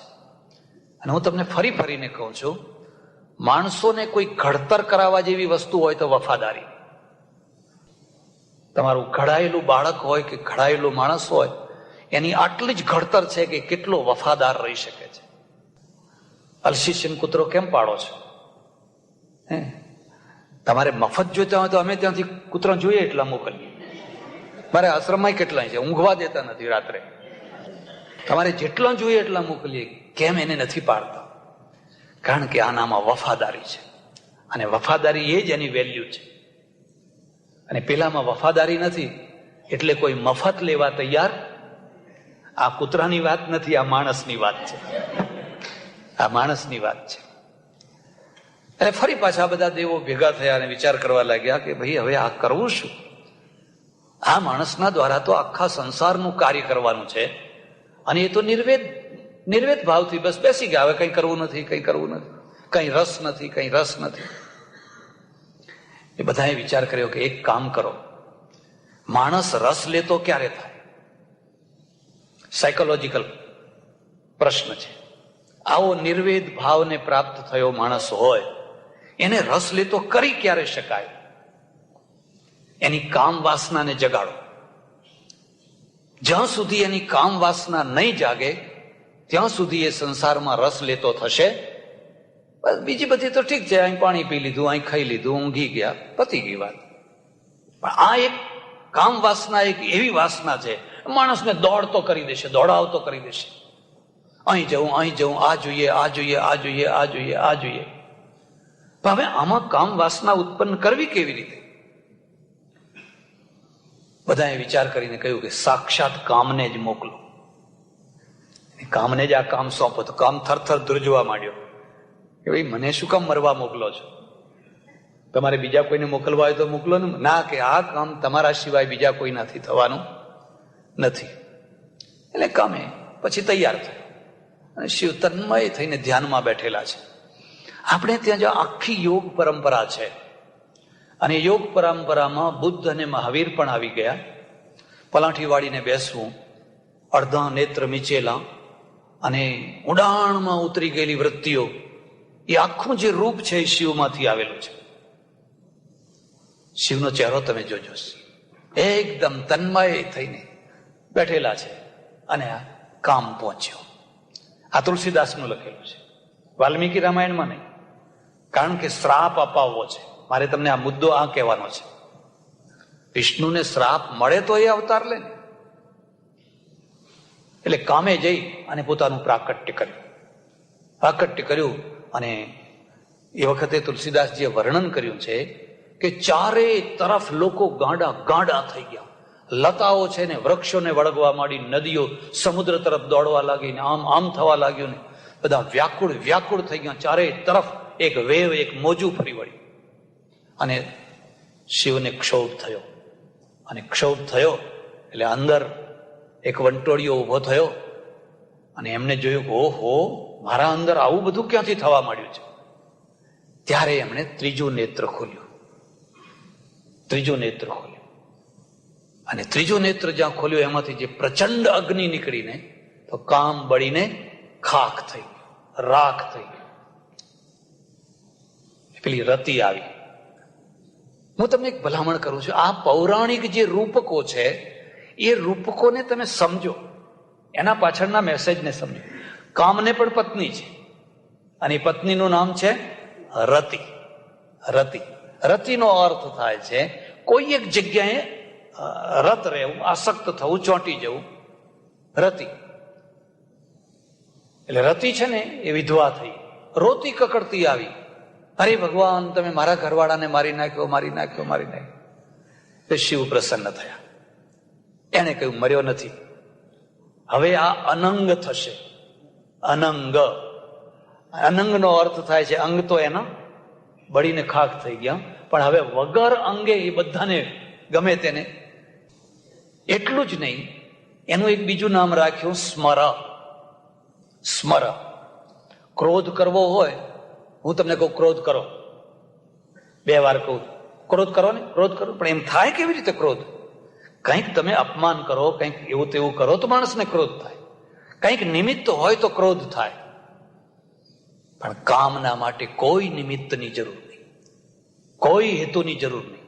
તમે ભોંયરામાં બેઠા હો, તમે એકાંતમાં બેઠા હો, તમે ટ્રેનમાં બેઠા હો, તમે મંદિરમાં બેઠા હો, તમે બસમાં બેઠા, કોઈ પણ જગ્યાએ બેઠા હો, જ્યાં એને યાદ કર્યો નહીં કે હાજર થયો, માત્ર તમે એને યાદ કરો એની સાથે જે હાજર થયો, એટલે એનું નામ રાખવામાં આવ્યું સ્મર. અને મહાદેવનું નામ રાખવામાં આવ્યું સ્મર હર. સ્મર હર. આ વાત પૂરી થઈ. હવે મહાદેવ ઉભા થયા, વિક્ષોભ થયો, વિક્ષોભ થયો, પ્રવૃત્તિનું મૂળ આવ્યું. અત્યાર સુધી એ નિવૃત્તિ નિર્વેદ ભાવથી એકલા ચૂપચાપ બેઠા હતા. હવે ફરવા લાગ્યા, બધા ભેગા થયા અને ભેગા થઈ અને પ્રાર્થના કરી, ભગવાન હવે તમે લગ્ન કરો, હવે તમે પરણો. કારણ કે પાર્વતી છે ને એ વ્રત લઈને બેઠી છે. એને કેટલા વ્રત કર્યા બધું વર્ણનામાં આવ્યું છે, કેટલા ઉપવાસ કર્યા અને કેટલું ફલાણું કર્યું. એટલે આ બીજી વાત પણ તમને કહું છું, આપણા ત્યાં બહેનો વ્રત કરે, કોઈ પુરુષ વ્રત કરે? આ બહેનો ગૌરો કરે, ઊભી ચોથ કરે, આડી ચોથ કરે, ફલાણું સોમવાર કરે, ગર્યા કરે, મોરા કરે, બધા જાત જાતના શ્રાવણ, આ ચોમાસામાં તો બધા વ્રતો જ ચાલતા હોય. પુરુષોને કઈ વ્રત કરતા જોયા? કેમ? કારણ શું છે? કોઈ વાર તો વિચાર કરો કે એનું કારણ શું છે? એનું કારણ એ છે કે સ્ત્રીની જીભ ઉપર તાળું છે, એ બોલી શકતી નથી. જોકે હવે એ તાળું ઉઘડી ગયું છે, અત્યારે હવે એ તાળું રહ્યું, પણ પહેલા એને મોઢા ઉપર તાળું છે. એટલે એ મનમાં ને મનમાં દેવ દેવીઓને રીઝવે છે, મને કોઈ સારો પતિ આપજે, કોઈ કસાઈ ના આપતો. દીકરીને ગાય દોરે ત્યાં જાય. હવે શું કહે છે લોકો? મન ફાવે ત્યાં. એક ટાઈમ હતો, જો કસાઈના ઘેર હું બંધાઈ ગઈ તો પછી આખી જિંદગી બરબાદ. અને ના થાય એટલે પેલા વ્રતો કરે. એટલે એ ગોરમાને રાજી કરે, ફલાણાને રાજી કરે, ફલાણાને રાજી કરે, જાત જાતના બધા વ્રતો કરે. એક કારણ. એક બીજું કારણ એવું પણ હોય કે પુરુષો વ્રત એટલા માટે નથી કરતા કે સ્ત્રીઓને તો એમ છે કે ભાઈ આ 100 માંથી એકાદ કોઈ સારો પતિ હોય, બાકી 99 તો બધા ઠીક. હવે એ તો એટલે આ 100 માંથી જે એક છે, હે ગોરમાં તું એ મને ઝડપી આપજે. આ પુરુષો વિચાર કરે કે અહીં 100 માં તો 99 હારા જ છે, એકાદ કોઈ એવી હશે, એટલે આપણે તો જ્યાં પરણશું ત્યાં કોઈને કોઈ સારી કન્યા જ મળવાની છે, તો આપણે કઈ વ્રત કરવાની જરૂર. અને કદાચ માનો કે જેવી તેવી એવી તેવી મળી ગઈ તો આપણે ચડોતરના છીએ, તો બીજા દિવસે કાઢી મૂકશું, જ્યાં તારા બાપ ના કે કાઢી મૂકશું, ફરી બીજી લાવશું, ઉલટી પૈસા લઈને આવશે, ઉલટું સોનું લઈને આવશે. પાર્વતીએ વ્રતો કર્યા, કઈ વ્રતો કર્યા, કઈ વ્રતો કર્યા. અને મહાદેવને એટલે શંકરને સમજાવ્યા કે તમે હવે પરણવાની તૈયારી કરો. જરા ધ્યાન દેજો. સતી જયારે દક્ષ પ્રજાપતિના યજ્ઞમાં મરી, ત્યારે શિવજીની જે મનોભૂમિકા હતી એવી હતી કે હવે જિંદગીમાં કદી લગ્ન કરવા બિલકુલ નહીં, હવે આમાં કઈ સંસારમાં બિલકુલ નિર્વેદ છે. પણ આજનો નિર્વેદ ક્યારે બદલાઈ જાય એ કઈ કહેવાય? મોટા ભાગે લોકો નથી પરણવું, નથી પરણવું, નથી પરણવું કહેતા હોય છે, અને પછી પાછળથી વીતી ગયા પછી, વર્ષો વીતી ગયા પછી એવી ઉતાવળ કરે છે કે જરા અમારું ધ્યાન કરો ને ભાઈ, અમારા માટે કઈ તપાસ કરો ને ભાઈ. અરે જયારે ટાઈમ હતો ત્યારે તમે તૈયાર ના થયા, અને હવે જયારે ટાઈમ વીતી ગયો છે સાંજે રીંગણા બધા ઉતરી ગયા છે ને હવે કહો છો કોઈ ગ્રાહક આવે, હવે તો તમે પેલા ગાર્બેજમાં નાખવા જેવા થઈ ગયા છો, હવે તમે શું વિચાર કરવાની વાત કરો? લોકોએ ગોઠવી દીધું. હું તમને બધી એ વાતમાં લઈ જાઉં. લોકોએ બધું ગોઠવી દીધું અને ગોઠવી દીધું ને શિવ ને પાર્વતી બંને પરણ્યા. આ એમનું દ્વિતીય લગ્ન છે. એટલે એક માણસે મને પૂછેલું, મને કે મહારાજ રામ મોટા કે શિવ મોટા? મેં કહ્યું આવો કોઈ પ્રશ્ન હોતો હશે? ના ના, કે મારે જાણવું હતું. તો વળી મને એમ થયું લાવો ને કંઈક જવાબ આપીએ. મેં કહ્યું ભાઈ શિવ તો દાદા કહેવાય, એટલે શિવ જ મોટા કહેવાય. રામ તો રામ કહેવાય, એ તો દશરથના દીકરા, પેલા તો શિવ કહેવાય. બસ કે મારે એટલું જ જાણવું હતું. પણ મેં કહ્યું કેમ? તો મને કે શિવ કેટલી વાર પરણ્યા? મેં કહ્યું 2 વાર. તો બસ કે આપણે એમના ડગલે ડગલે ચાલવું છે. તમે બધા કહો છો ને કે મહાપુરુષોના ડગલે ડગલે ચાલો. હવે તો મેં કહું મને ખબર નહીં, તો હું તો રામ કહું. હવે રામ કહ્યું હોત તો શું થાત? પછી તો એક જ પત્ની વ્રત પાડવું પડે ને. આ તો હવે એટલું સારું થયું કે એને એથી આગળ ના પૂછ્યું કે શિવ મોટા કે કૃષ્ણ મોટા. અને જો ભૂલે ચૂકે મેં કહી દીધું હોત કે ભાઈ શિવ કરતા કૃષ્ણ તો મોટા જ કહેવાય, તો કહે હા બસ બસ હવે તો આપણે લંડનમાં રહીએ છીએ અને હવે કૃષ્ણના પગલે પગલે. શિવ 2 વાર પરણ્યા. આ 2 વાર જે પરણ્યા એના પાછળનો જે આધ્યાત્મિક ભાવ છે એ સમજવા જેવો છે. પેલી જે મૂળ પ્રકૃતિ છે પ્રલયાવસ્થાની, એનું નામ સતી છે. અને સંસ્કૃતમાં સતી શબ્દનો અર્થ થાય છે અસ્તિત્વ માત્ર, જેની સત્તા માત્ર હોય એનું નામ છે સતી. અને પર્વતરાજની પુત્રી હોવાના કારણે એનું નામ છે પાર્વતી. પર્વતરાજ અને એની પુત્રી કેવી રીતે? એટલે એનું નામ પાડ્યું પ્રકૃતિ. જ્યારે આ 3 ગુણો સત્વ, રજ અને તમ, એમાં જયારે વિક્ષોભ પેદા થાય, અને વિક્ષોભ પેદા થાય તો એમાંથી પછી સૃષ્ટિની રચના થવા લાગે. ગણેશ થાય, કાર્તિકેય થાય, ફલાણું થાય, ફલાણું થાય, ફલાણું થાય. બ્રહ્માંડોની રચના થાય. આ આખી આધ્યાત્મિક વાતને, સાંખ્ય શાસ્ત્રની વાતને પુરાણોએ પુરાણના રૂપકમાં રાખી છે. ચાલો આટલે સુધી તો વાત પતી. હવે એની પૂરક એક બીજી વાત છે. નારદ ઉપવનમાં બેઠા છે. નારદ છે ને એ ઉપવનમાં બેઠા છે. અને નારદ છે જેમ શિવ છે એ કોઈ ઐતિહાસિક પાત્ર નથી. પાર્વતી કોઈ ઐતિહાસિક પાત્ર નથી, એ તો રૂપક છે. એમ નારદ પણ રૂપક છે. સર્વકાલમાં, સર્વ દેશમાં જ્યાં જ્યાં જરૂર પડે ત્યાં નારદ હોય ને હોય જ. મને કોઈએ કહ્યું કે આ લંડનમાં નારદ છે. આપણે તો ખબર નહીં, પણ લંડનમાં નારદ છે. એનો અર્થ તમે સમજ્યા? પેલી ઊંચી ચોટી, આમ ઊંચી ચોટી છે ને, એ શું છે? એ તો એન્ટીના છે. એ ટીવીનું, રેડિયોનું એન્ટીના છે. આખી દુનિયાના સમાચાર એમાં ઉતર્યા કરે છે. કોના ઘરમાં શું થયું, વેમ્બલીમાં શું ચાલે છે, હેરોમાં શું ચાલે છે, ફલાણે શું ચાલે છે, ફલાણે શું ચાલે છે. આખી દુનિયાના સમાચાર એમાં ઉતર્યા કરે છે. અને પછી જ્યાં જરૂર હોય ત્યાં પહોંચી જવાનું, ને જ્યાં જે કરવાનું હોય ત્યાં આઘું પાછું. નારદ લડાવતા નથી. આ ખોટો આક્ષેપ છે. નારદ તો લડેલા માણસોનું સમાધાન કરાવે છે. તમે આખું નારદ ચરિત્ર જોજો. લડાવતા નથી. એક માણસ એવો પણ હોવો જોઈએ જે લડેલા માણસોનું સમાધાન કરાવે. અને સમાધાન કરાવનારો હોય તો ઘણી લડાઈઓ સમાપ્ત થઈ જતી હોય છે. અમારે અમેરિકામાં એક સજ્જન છે સોજિત્રાના. દર મહિને એ પોતાના ટેલિફોનના બિલમાં જ $2,000 ખર્ચે છે. એનો એક જ કામ છે, કોઈ પતિ પત્ની લડ્યા હોય, કોઈ કુટુંબ લડ્યું હોય, એને ફોન ઉપર વાત કરીને સમજાવીને પાછો મેળ કરાવી આપે. બસ મને કહે હું આ જ કરું છું. મેં કહું આનાથી વધારે કોઈ મોટું પુણ્ય? તો ઘણા લોકો નું 2000 બિલ આવતું હોય પણ ના થતી હોય લડાઈ, ત્યાંય બેઠા બેઠા ફોન ઉપર ફોન કરે. ના થતી હોય લડાઈ, ત્યાંય લડાઈ કરાવે. એટલે નારદ છે ને ઉપવનમાં બેઠા છે, તન્મય થઈને બેઠા છે. નારાયણ નારાયણ નારાયણ નારાયણ, તુહી તુહી તુહી. ઇન્દ્રનું આસન ડોલવા લાગ્યું. ખુરશીઓ પહેલેથી ડોલતી આવી છે. આજે ડોલે છે એવું નહીં, પહેલેથી ખુરશીઓ ડોલતી આવી છે. એટલે ઇન્દ્રે જોયું કે ભાઈ આ કોણ માણસ આટલું તપ કરે છે, કે આ નારદ કરે છે.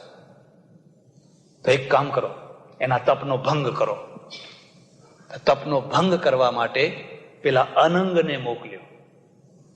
આ આપણા ત્યાંનું મુખ્ય બીજું પાત્ર છે. કોઈ સમર્થમાં સમર્થ વ્યક્તિત્વ હોય, એનું જો પતન કરાવવું હોય તો આને મોકલી દો. બસ પછી તમારે દૂર ખસી જવાનું, આપોઆપ બધું થઈ જશે. અનંગ આવ્યો. તુલસીદાસજી લખે છે કે એને કઈ પ્રયત્નો કર્યા, પણ નારદનું રૂવાડું પણ ફરક્યું ના ફરક્યું. પેલો હાર્યો ને પાછો ગયો. પણ નારદ કામને તો જીતી શક્યા, પણ વિજયને પચાવી શક્યા? વિજયને ન પચાવી શક્યા. બસ હું જીત્યો. વિજયને પચાવવો બહુ કઠિન છે. પૈસાને પચાવવો બહુ કઠિન છે. સિદ્ધિઓને પચાવવી બહુ કઠિન છે. બાક લોકો બોલ કરતા થઈ જાય. મને ભગવાને દર્શન દીધા તો સારું કરે, એમાં બોલ શું કરે છે? પણ તો ઘેર ફરીને બધું બોલી આવે, પછી બંધ થઈ જાય બધું. એટલે નારદ છે ને એ સીધા ઉપડ્યા શિવજીની પાસે. શિવજીને કહે છે, કઈ પેપર વાંચો છો કે નહીં? કે કેમ, કઈ સમાચાર જાણ્યા કે નહીં? શું તમે એકલા નથી હો, આપણે પણ એમાં. એમ તમે એકલા કઈ કામ ઉપર વિજય મેળવ્યો એવી વાત નથી, હું પણ એમાં છું. એટલે શિવ હસ્યા. શિવે કહ્યું, ભલે નારદ, તમે કામ વિજય કર્યો, બહુ સારું કર્યું, પણ ભૂલે ચૂકે આ વાત તમે કદી વિષ્ણુને કરશો? મને કરી તો કરી, પણ કદી વિષ્ણુને કરશો? એટલે નારદ સમજી ગયા કે આ માણસને મારા વખાણ પસંદ. એટલે એ સીધા વિષ્ણુ પાસે ગયા. વિષ્ણુને કેમ ના વાત કરું? એ તો મારા ભગવાન છે, એ તો મારા ઈષ્ટદેવ છે. તો વિષ્ણુ તો ઈંચકા ઉપર ઈંચી રહ્યા છે ને. નારદ પહોંચ્યા અને નારદે કહ્યું કે ભગવાન, આપણે કામ વિજય કર્યો હો. એમ કે હા. બસ કે એકલા શિવ જ નથી, શિવની સાથે હું પણ છું. આવી બડાઈની વાતો કરી, ગૌરવની વાતો કરી, આત્મશ્લાઘાની વાતો કરી, ત્યાંથી વિદાય થાય. વિષ્ણુએ વિચાર કર્યો કે જે માણસ આટલો મોટો વિજય કરી શકે છે, એ વિજયને પચાવી નહીં શકે. અને હવે પચાવી નહીં શકે તો મારે એનું રક્ષણ કરવું જોઈએ. ગીતા, તેષામહં સમુદ્ધર્તા મૃત્યુ સંસાર સાગરાત ભવામિ ચિરાત પાર્થ મૈયા વેશિત ચેતસા. અર્જુન, આ સંસાર સમુદ્રના ચક્કરોમાં જે ડૂબતા મારા ભક્તો છે, એમ લાગે કે ભાઈ ડૂબી રહ્યા છે, લાંબો હાથ કરીને હું એને બચાવી લઉં છું, તરત એનું રક્ષણ કરું છું. હવે મારે આનું રક્ષણ કરવું પડશે. વિજયને પચાવી શકતો. એટલે હું તમને એક બીજી વાત કહું છું. ઈશ્વરની પાસે કંઈક માગો, એના પહેલા એવું માગજો કે તું જે આપે એને મને પચાવવાની ભૂમિકા આપજે. તું આપે ને જો હું પચાવી ન શકું તો એ ઝેર થઈ જશે, પોઈઝન થઈ જશે. એટલે પ્રભુ તું મને આપજે, પણ જે આપે એને પચાવવાની પહેલા શક્તિ આપજે. ઉત્તર ગુજરાતનું એક ગામ, પટેલો રહે. એમાં એક પટેલ ખેતરમાં જાય, હળથી જમીન ખેડે અને વિચારો કર્યા કરે. વિચારો શું કર્યા કરે ખબર છે? આ વર્ષે તો આ ખેતરમાંથી આટલું પાકશે ને પાકશે જ. પેલો વિચાર આવે પાકશે. પછી બીજો વિચાર આવે આટલું પાકશે તો મારે એક સરસ ઘોડી લાવવી. પેલા તો ઘોડી લાવતા, એક સરસ મજાની ઘોડી લાવવી. અને ઘોડી લાવીશ ને પછી જે પેલો છે ને, કારણ કે વિરોધી હોય પેલો છે ને, એના ઘર આગળ જઈને ઘોડીને કુદાવીશ, હણાણા કરીને 2 પગે અધ્ધર કરીશ, અને પછી હું એક ખૂંખારો ખાઈશ. એટલે પેલો શરમાઈ જાય. ઐશ્વર્યની ઈચ્છા છે. ઐશ્વર્ય ભોગવવા માટે નહીં, બીજાને બાળવા માટે. મારા ઓળખીતા એક અમેરિકામાં એક ભાઈ છે, એ મને વાત કરે કે મારા બાપુ આવ્યા ઇન્ડિયાથી. એરપોર્ટ ઉપર જ મને કહ્યું, જો અત્યારે સારામાં સારી મોટામાં મોટી ગાડી ઇન્ડિયા બુક કરાવી દે, મારે ઇન્ડિયા લઈ જવી છે. અરે બાપુ, અહીંની ગાડી ત્યાં ના પોસાય, આનું માઇલેજ ના હોય, આના સ્પેર પાર્ટ, એ તો કશું નહીં, પણ મારે લઈ જ જવી છે. પણ હું તમને ઇન્ડિયામાંથી ગાડી લઈ આપું કે ના, ઇન્ડિયાની ગાડી નહીં. હવે આમનો ગંજ બજારમાં મોટી દુકાન, મોટી પેઢી, પણ તમે આ ગાડીને કરશો શું? મારે આખા ગંજ બજારને બાળવા છે. હું એક ગાડીમાં બેસીને નીકળું અને વગર જોતું ઉટર મારું. ઘણા લોકો તો કોઈ હોય ને ઉટર કરે, આ તો હું એટલે પેલાને કહે જુઓ જુઓ જુઓ. ઐશ્વર્ય જોઈએ છે, પણ શા માટે જોઈએ છે?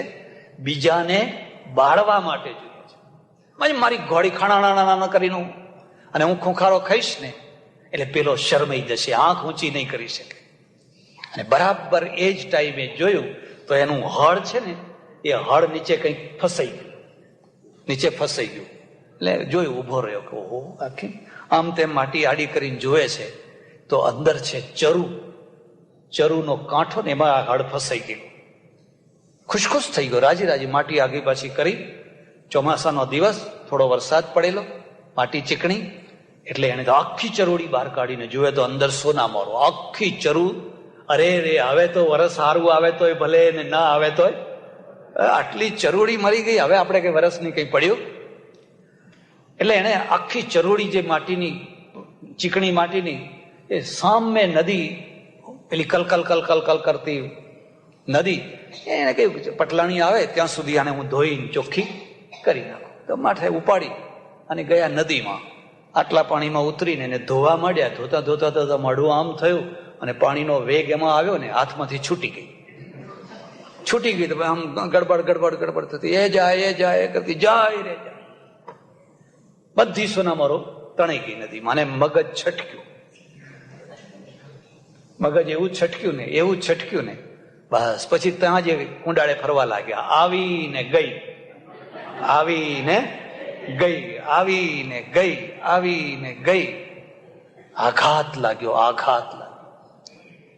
પેલા પટલાણી આવ્યા ભાત લઈને, બળદ બેસી ગયા છે, હળ અટકેલું પડ્યું છે, પટેલ દેખાતા નથી. 5 મિનિટ, 10 મિનિટ, અડધો કલાક રાહ જોઈ, ક્યાં ગયા. આમ નજર કરી તો પેલા નદીના કિનારે એક માણસ ચક્કર ફરી રહ્યું છે. એટલે પેલા પટલાણી આવ્યા, આવીને આ તો શું કહે છે, આવીને ગઈ. એટલે એને વેમ પડ્યો, એને બીજી જાતનો જ વેમ પડ્યો.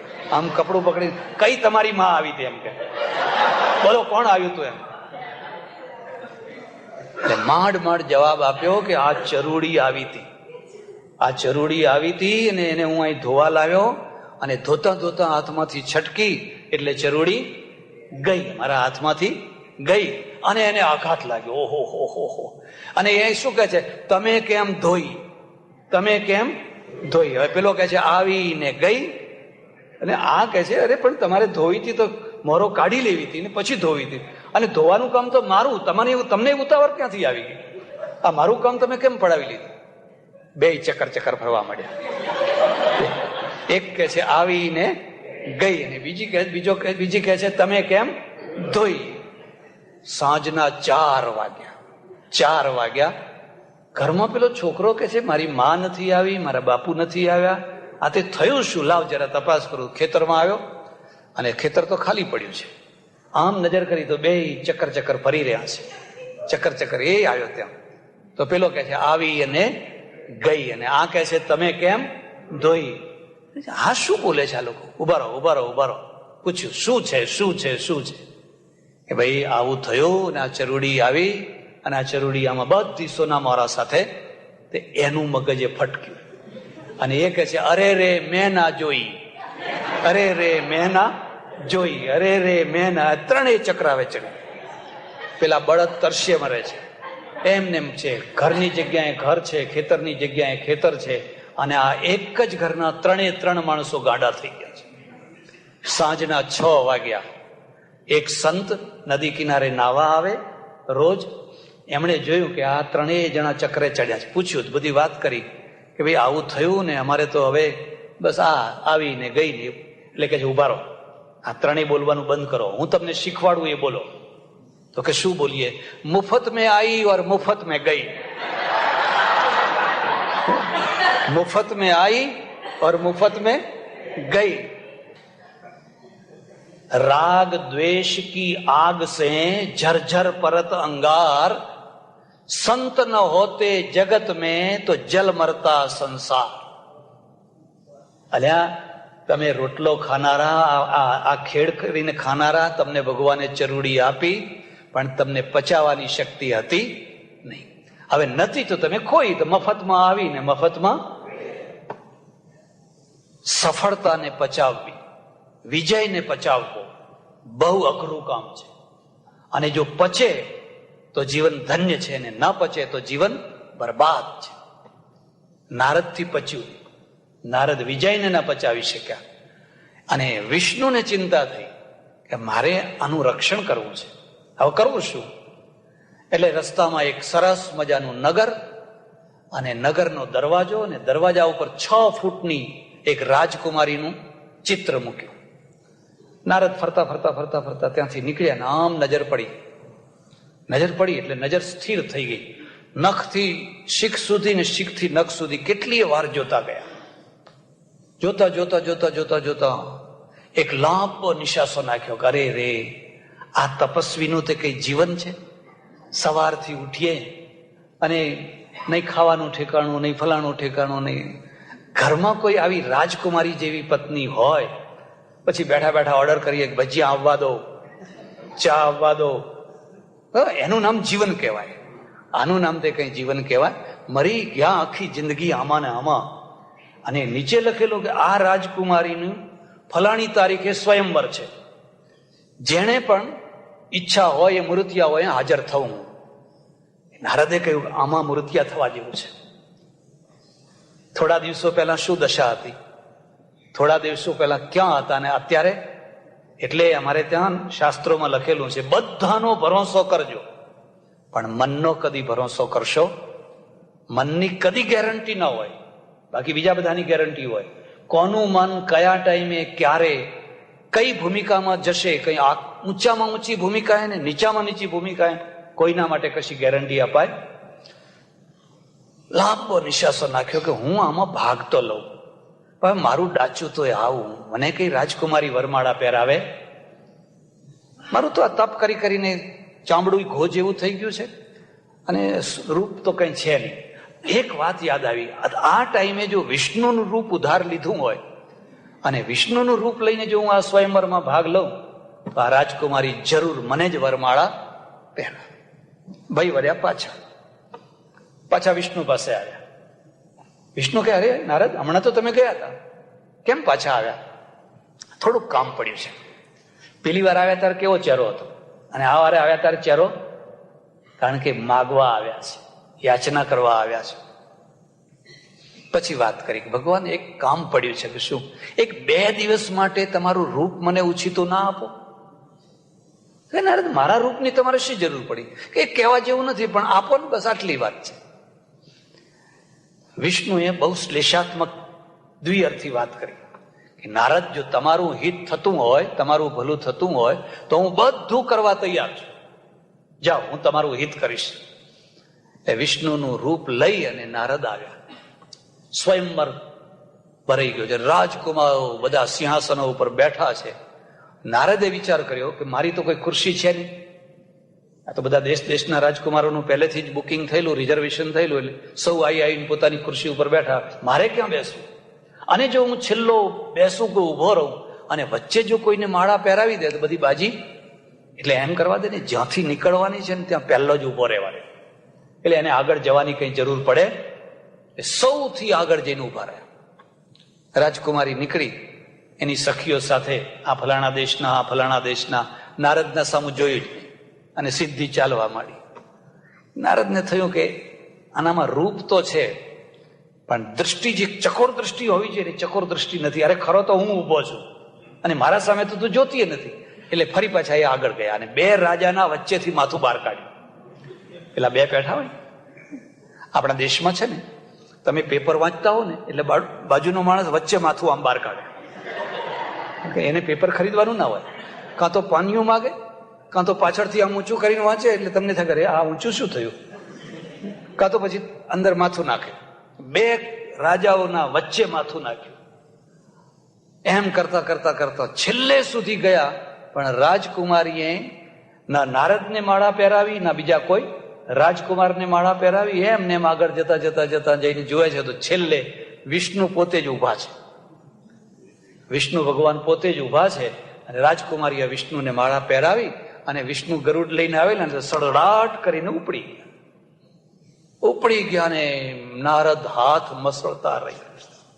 કામાત ક્રોધો વિજાયતે, ધુઆ ફુઆ ધુઆ ફુઆ ધુઆ ફુઆ, એટલો ક્રોધ ચડ્યો. અડચણ રૂપ થયા ને, ઈષ્ટદેવ છે, પોતાના ભગવાન છે, પણ અડચણ રૂપ થયા, વાસનામાં અડચણ રૂપ થયા.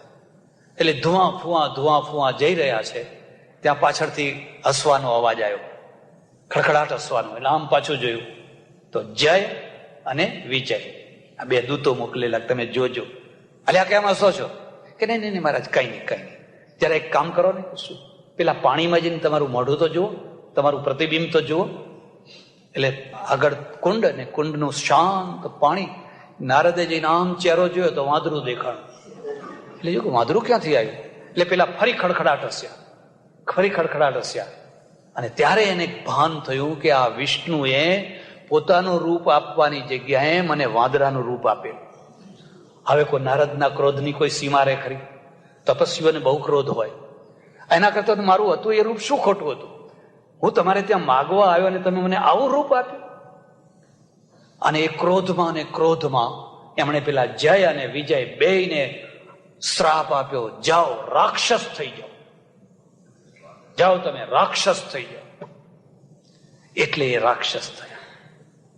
આ મુદ્દો યાદ રાખજો. પુરાણો શ્રાપ અને આશીર્વાદના પાટા ઉપર ચાલે છે. જયારે ઘટનાઓ બદલવી હોય, જયારે કોઈ ઘટનાઓ ઉત્પન્ન કરવી હોય તો કાં તો કોઈ ઋષિ શ્રાપ આપે છે, કાં તો કોઈ આશીર્વાદ આપે છે. એમાંથી પછી એક નવી ઘટના શરૂ થાય છે. થોડેક આગળ ચાલ્યા તો વિષ્ણુ સામે મળ્યા અને વિષ્ણુના ગળામાં પેલી વડમાળા છે ને, એ પેલી કુંવરી પણ સાથે જ છે. બે હાથમાં હાથને કિલકિલાટ કરતા આવી રહ્યા છે ને આનો ભડકો થઈ. અને નારદે કઈ વિષ્ણુને ગાળો દીધી છે, કઈ ગાળો દીધી છે. આખી જિંદગી મેં તમારું ભજન કર્યું, નારાયણ નારાયણ નારાયણ.